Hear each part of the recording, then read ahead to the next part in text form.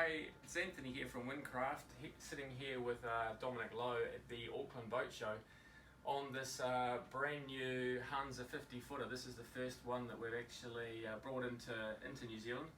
So first time we've seen this one.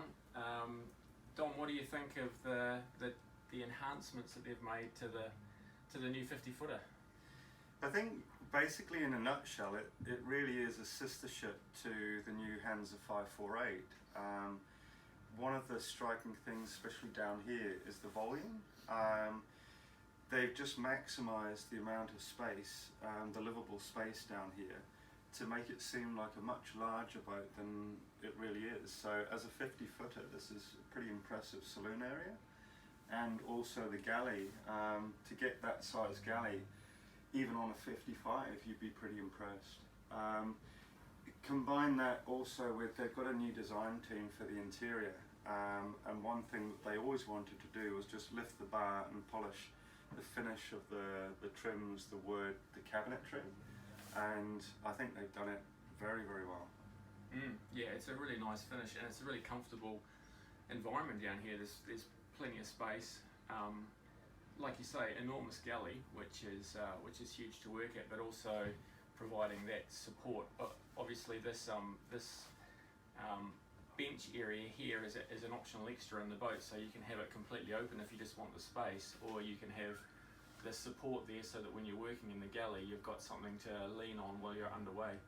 That whole, I believe that whole lean area there is actually movable too, so it can actually, while you're underway, you can actually have it further forward to close up the space in the galley to lean against, or if you're just wanting the space, you can move it all the way back this way. Exactly, and then it depends on, if it's family time, you've got multiple people here, you need the seating, then great. But if you don't, well, move this over, open up the galley area, so you can modify it depending on the use and depending on what you're doing on that particular trip. It's also the other thing that's, it doesn't strike you as much today just because of the weather, but the natural light that you have in here. Yeah. So they've made a big difference. The whole windows are great. They're at the perfect level where when you are at anchor, you're enjoying the view out of the window. The 4 skylights here combined with the side windows, just making it a big, open, airy room space.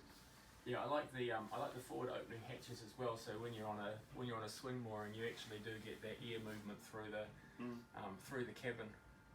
There is lots of natural light in here, lots of opening hatches, which is good. This standard configuration for this boat is obviously 3 double cabins. In fact, 4 double cabins, because I think standard it comes with the 2 bunks, doesn't it? So 4 double cabins is or 3 double cabins and bunks is the standard configuration. This boat actually has the ensuite, a big toilet shower area instead of the bunks. So this one's 3 cabins and 3 bathrooms, which is a really good configuration. Yeah, and with that oversized ensuite or day head from the saloon, you're actually getting a separate shower cubicle as well. But then you also have a dedicated ensuite for the starboard side aft quarter berth. So if you do have 3 couples here, you really do have all the facilities to take care of them. Yeah. The forward owner's cabin reminds me a lot of the 548 actually. A heap of space to stand in there, and the layout's pretty much identical to the 548, to the bigger boat. Yeah, so that was one of the key things when the 548 arrived first, and we were pretty amazed by the master suite and the way that they configured the bathroom. The 508 is virtually identical. You don't have quite as much volume, but it's, you'd really have to hop on one and back onto the other to see where you're missing. So the volume for this area, for this size boat, is pretty impressive. Yeah, and again, forward opening hatches, so you've got good airflow through the cabins. You've got a huge amount of storage through here, storage everywhere, and big wardrobe space on that side, and then you've got your ensuite separate toilet and shower in here, which is great.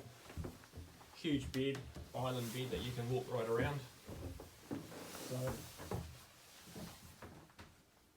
yeah, really nice layout.